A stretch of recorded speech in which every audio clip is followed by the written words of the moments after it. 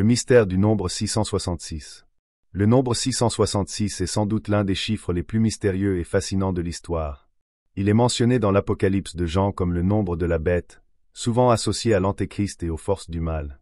Ce simple chiffre a nourri d'innombrables interprétations, théories ésotériques et croyances occultes à travers les siècles. Le passage de l'Apocalypse qui mentionne le 666 déclare : c'est ici la sagesse, que celui qui a de l'intelligence calcule le nombre de la bête. Car c'est un nombre d'hommes, et son nombre est 666. Apocalypse 13,18. Ce verset a suscité de nombreuses spéculations. Certains y voient une référence au système numérique hébraïque, où chaque lettre correspond à une valeur chiffrée. En appliquant cette méthode, la gématrie, plusieurs chercheurs ont suggéré que le 666 désignerait l'empereur Néron, dont le nom, transcrit en hébreu, correspond à cette valeur numérique. Au-delà du christianisme, le nombre 666 est devenu un symbole du mal et de l'occultisme. Il apparaît dans des œuvres de fiction, des films d'horreur, comme La Malédiction, et même dans la musique métal et rock, où il est souvent utilisé pour son imagerie sombre et mystérieuse. Dans certaines traditions ésotériques, le 666 représente non pas un démon, mais un cycle d'évolution incomplète, le chiffre 6 étant associé à l'homme, créé le 6e jour dans la Genèse. 3 fois répété, il indiquerait l'humanité en quête de perfection, mais toujours imparfaite. Aujourd'hui, le 666 est souvent relié à des théories du complot, notamment autour de la finance mondiale, code-barre, monnaie, entreprises, des gouvernements et de la technologie. Certains groupes religieux y voient un signe de domination future, notamment dans l'idée d'une marque de la bête qui pourrait être un implant, une puce électronique ou un système de contrôle mondial. D'autres, plus sceptiques, considèrent que ce nombre n'a été que le fruit d'une exagération historique et d'une mauvaise interprétation des textes bibliques. Bonjour à tous, nouvelle vidéo. Nous allons essayer de percer le mystère du chiffre 666. Regardons notre tableau étudié dans nos anciennes vidéos. Nous savons que le chiffre 6 est lié à l'homme et la femme.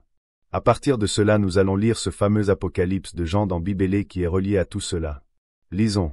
Puis je vis monter de la terre une autre bête, qui avait 2 cornes semblables à celles d'un agneau, et qui parlait comme un dragon. Elle exerçait toute l'autorité de la première bête en sa présence, et elle faisait que la terre et ses habitants adoraient la première bête, dont la blessure mortelle avait été guérie. Elle opérait de grands prodiges, même jusqu'à faire descendre du feu du ciel sur la terre, à la vue des hommes. Et elle séduisait les habitants de la terre par les prodiges qu'il lui était donné d'opérer en présence de la bête, disant aux habitants de la terre de faire une image à la bête qui avait la blessure de l'épée et qui vivait. Et il lui fut donné d'animer l'image de la bête, afin que l'image de la bête parlât, et qu'elle fit que tous ceux qui n'adoraient pas l'image de la bête fussent tués. Et elle fit que tous, petits et grands, riches et pauvres, libres et esclaves, reçussent une marque sur leur main droite ou sur leur front, et que personne ne put acheter ni vendre, sans avoir la marque, le nom de la bête ou le nombre de son nom. C'est ici la sagesse. Que celui qui a de l'intelligence calcule le nombre de la bête. Car c'est un nombre d'hommes, et son nombre est 666. Maintenant essayons de répondre à la question qu'on nous pose. C'est-à-dire quel est le nombre d'hommes. Le chiffre 6 veut dire l'homme, donc 666. Veut tout simplement dire 3 hommes. Du coup on obtient le chiffre 3. Donc le nombre d'hommes est 3. On a donc répondu à la question. Le 3 représente Satan ou le dragon, peu importe comment vous l'appelez, mais également le fruit de la connaissance, souvenez-vous. La bête est donc la représentation du dragon dit Satan. On comprend aussi qu'ils sont 2. La première bête est blessée et la deuxième qui a le fameux chiffre parle pour la première pour en redorer le blason. Souvenez-vous pour ceux qui suivent nos vidéos que si on met la carte à l'endroit, c'est-à-dire le sud en haut et le nord en bas, on voit que l'Afrique et l'Amérique du Sud représentent 2 chaises ou 2 pieds qui écrasent comme un dragon hybride à 2 têtes. Le premier pied qui est l'Afrique écrase un dragon qui est l'Europe. L'Amérique du Sud frappe aussi un dragon qui est l'Amérique du Nord. On parle de 10 têtes, donc les 10 têtes font partie du dragon, donc l'Europe et l'Amérique du Nord. Je mets l'hypothèse qu'on parle de 10 pays habitant le dragon et c'est lui qui est blessé. Les indices des 10 têtes nous laissent penser qu'il s'agit de 10 dirigeants ou pays qui composent le dragon. On peut comprendre qu'on nous parle du G10. Pour ceux qui savent pas, le G10 est un groupement informel de 10 pays souverains réunis pour la première fois à la Banque des règlements internationaux à Bâle en Suisse, pays hôte. Ce groupe est né dans les années 1960 et a pour but à l'origine de fournir des ressources supplémentaires Fonds monétaire international. Les pays sont Allemagne, Belgique, Canada, USA, France, Italie, Japon, Pays-Bas, Angleterre, Suède et Suisse. En sachant que chez les chrétiens l'agneau représente Jésus. Cela a sûrement une autre signification qui stipule que la bête est une voleuse d'histoire. C'est-à-dire qu'elle a volé l'histoire des Juifs véritables. D'où la précision sur les 2 cornes plutôt que l'agneau lui-même.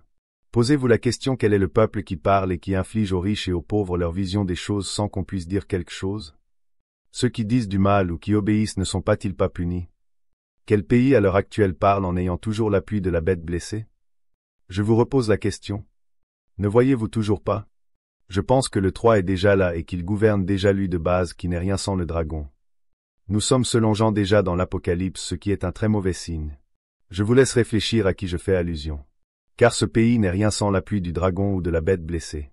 Je parie que c'est la première fois que vous entendez cela, n'est-ce pas? Je pense qu'on peut avoir peur. Ai-je raison ou tort à votre avis vu toutes les suppositions qu'il y a sur ce chiffre?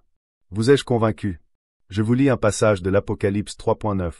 Voici, je te donne de ceux de la synagogue de Satan, qui se disent juifs et ne le sont pas, mais qui mentent. Voici, je les ferai venir, se prosterner à tes pieds, et connaître que je t'ai aimé.